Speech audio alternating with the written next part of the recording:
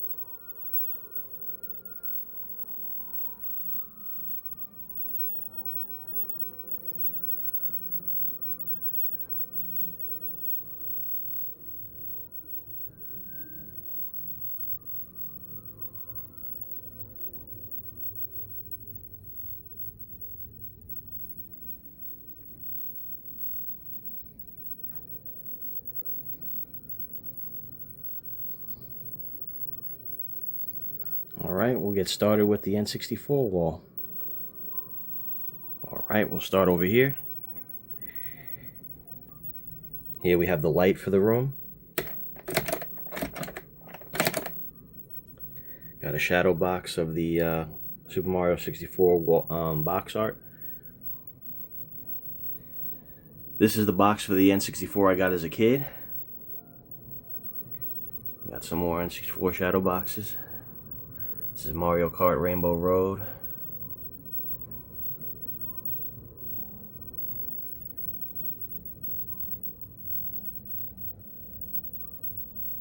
Sorry for the glare.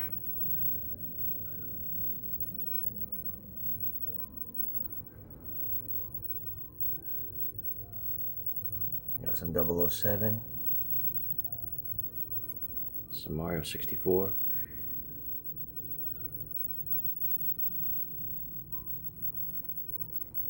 Take a look at the tree for the game room. Got it adorned with some Dragon Balls and some Street Fighter characters. Some Mario figurines along the way. Alright. Take a look behind the tree. Because the tree's not usually there, so a better look at the Mario 64 shadow box.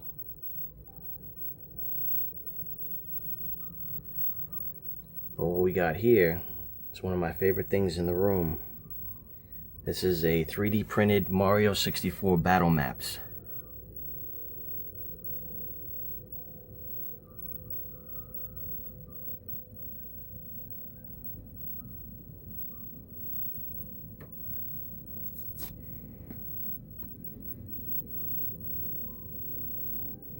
This is my favorite level here, Block Fort.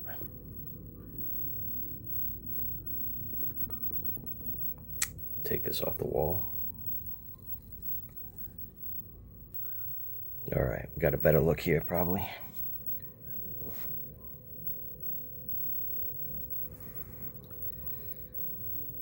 These were a rare find. I follow this N64 Facebook group, and one of the guys on there made these 3D printed battle maps as like a hobby project. And he made 3 of them. He kept one for himself and he sold the other 2, and I happened to get one of them.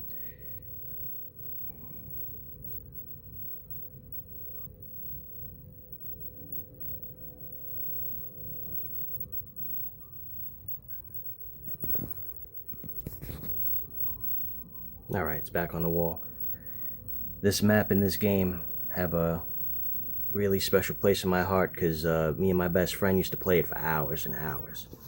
We used to go up on top of the structures, and we'd get the question marks over and over again, and we'd launch all the green shells onto the ground, making the bottom part here a death trap if you happen to fall. It's a lot of fun. Some of my best memories of the system. Alright, the tree's back up. We'll start over here. It's got some stray amiibos that wouldn't fit on my wall. We have a Pokemon Yellow that's been burned to a yellow N64 cart, which I think is pretty cool. This is a full Nintendo 64 collection.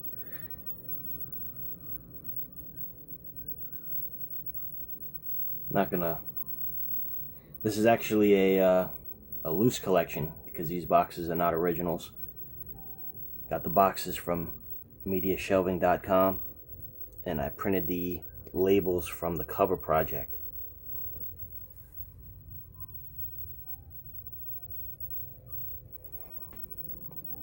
Some of the games that stood out back in the day. Everybody knows the Mario titles are pretty solid, but some of the, besides the Mario titles, and everybody's go-tos, the ones that stood out to me as a kid were Army Men Sarge's Heroes 2. Used to play the game all the time. Rush 2. I used to play this with my friends all night. The stunt park had a lot of replay value. We'd spend hours trying to best each other's scores.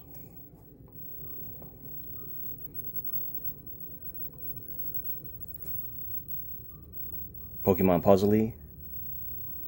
Another great game.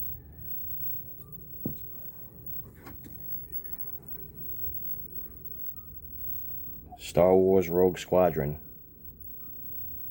The pinnacle of graphics back in the day. At least I thought so. Battle Tanks Global Assault. This was an awesome multiplayer game. Go around in tanks and blow each other up. I used to pick the tank that had the high, the boosters on it that could dodge. Just pick that one all the time.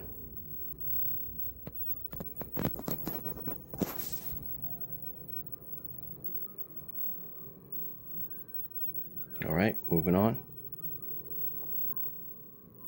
Alright, moving over here. We've got the top of the wall lined with amiibos.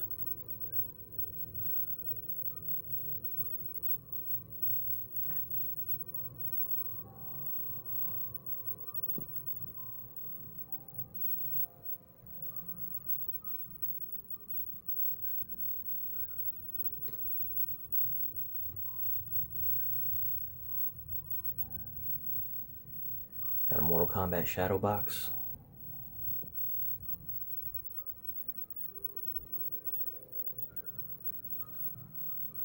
Street Fighter Shadow Box.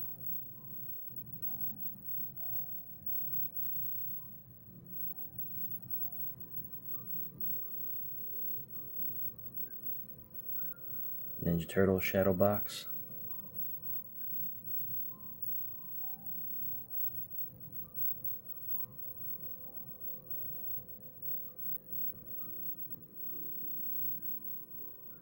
Ghouls and Ghosts.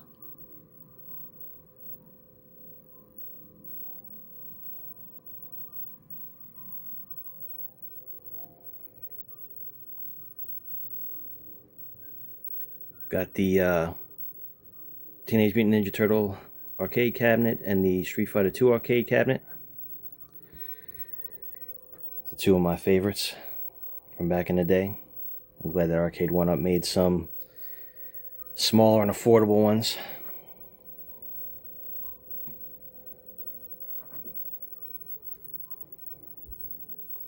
In that closet you'll see on the floor there's some toys from my childhood, 90s toys, and the Batman tent I had as a kid. Let's see. We've got a pillow that has a picture of Supersonic from Sonic 2. And if you notice, the background is the Mystic Cave Zone, which is one of my favorite levels from the game if you ever played it. Right here we got a binder that's filled with Pokemon cards, all 150 of the originals from when I was a kid. And then in this nook here, we got the Dragon Ball Z movies from when I was a kid. This isn't really game related, but it's in here. I used to pick these up at Blockbuster and FYE and wherever I could, trying to get the full collection.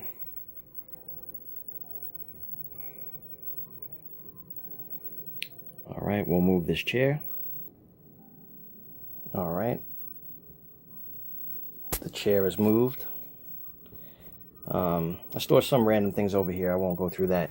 Those are just toys from the 90s. Game-related stuff, though. We got some Game Gear games that I don't have enough of to display, and I don't have a Game Gear anymore. Eventually I'll get one, and I'll probably display these properly. But I have strategy guides, which I never had as a kid. But reading them now as an adult, these really enhance the game. They tell me secrets that I didn't know about some of the games I used to play for hours. You know, like characters that I didn't know existed or were unlockable, or game, you know, different cheats, game modes that I didn't know about. So it definitely helps with the replay value as an adult with some of my favorite games. Yeah. I don't have a ton of them, so I'll just quickly go through these.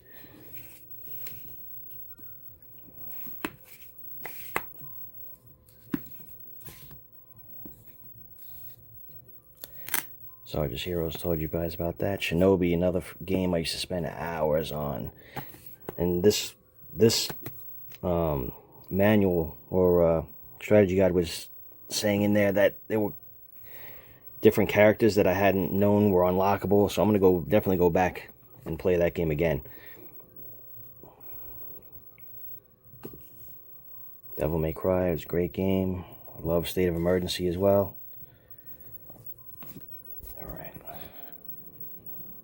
Alright, the chair's back. Gonna move on. I think I showed you guys this already here. Here's another look. That's so great. Mortal Kombat Shadow Box.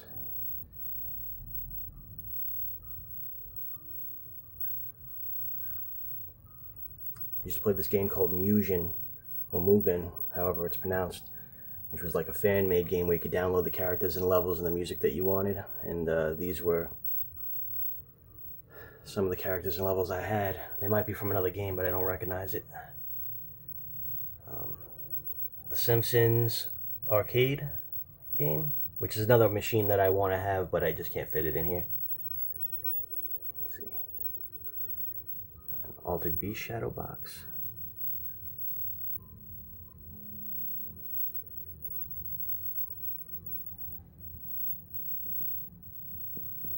In case you guys can't tell, I love these shadow boxes. It's from Aladdin.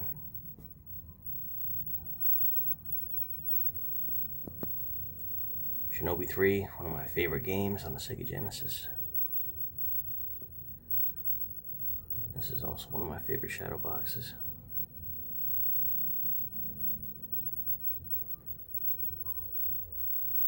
Streets of Rage shadow box.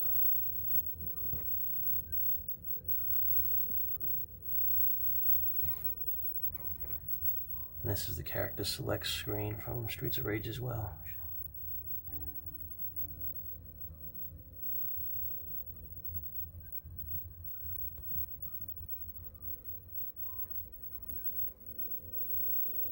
It's the box for the PlayStation 2. And this is my Sega Genesis and PlayStation 2 collection. About a little over 150 games on the Sega Genesis. And I'm gonna say a little over 180 on the PlayStation 2.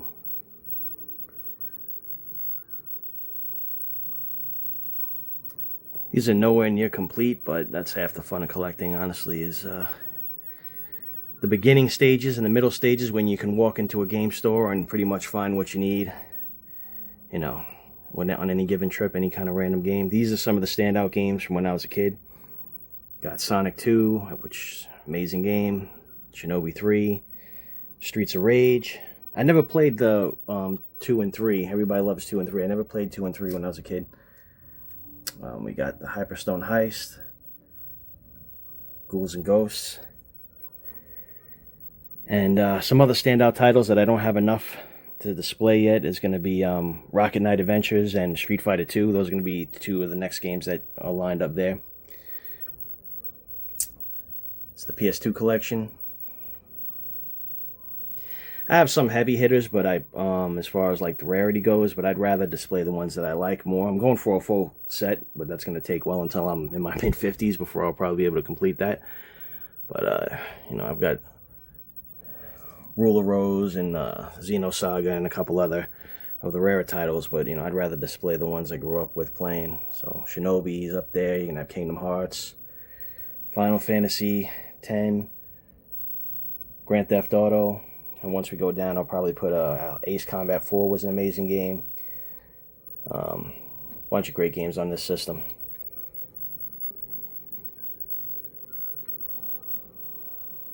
Alright, moving on to my setup here.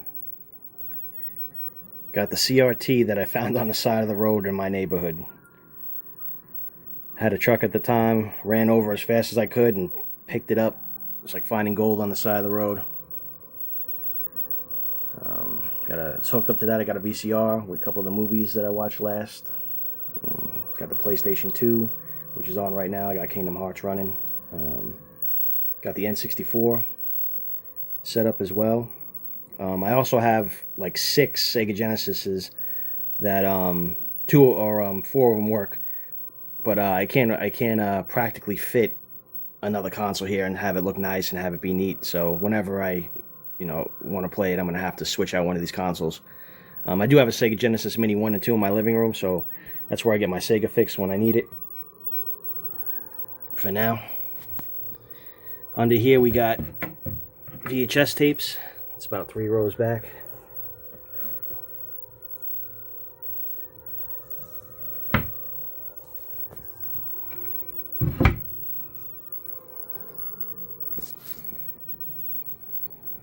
Got a little cabinet here where I keep another random assortment of things. Sega CDs that I don't have enough to display. Make a display out of extra PlayStation, extra handhelds, some manuals.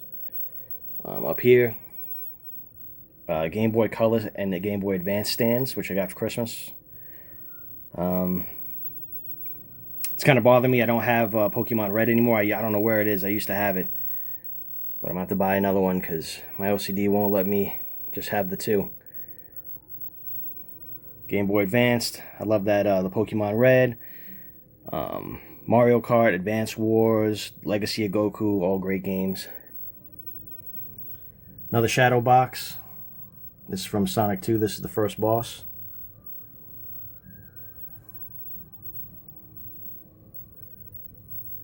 This is the title screen. Sonic 2.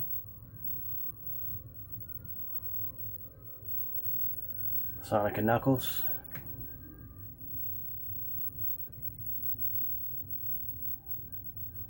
You'll notice this little barcode here. If you download an app and you scan it, it'll play, if you're looking at your phone, it'll play an animation, a 30-second clip from somebody's gameplay. That's pretty cool. This is the special stage from Sonic 2, the Half Pike, where you collect the rings, and if you get enough, you get the Chaos Emerald. Got the N64 neon sign, Dragon Ball Z wall scroll, and then we got more VHS tapes, go about 2 rows back, and then this top part here is an assortment of gifts I've gotten over the years, or I'll have a friend be like, oh, I know you got a game room, and they'll, here, I got you this for your game room, I appreciate it, and put it on his shelf here. Got a little spot for everything. Yeah, but that pretty much does it. That's the game room. Thanks for tuning in. In a couple years, when I got enough things that I've changed around, I'll make a follow-up video showing you guys what I've changed. Alright, see you next time. Thank you.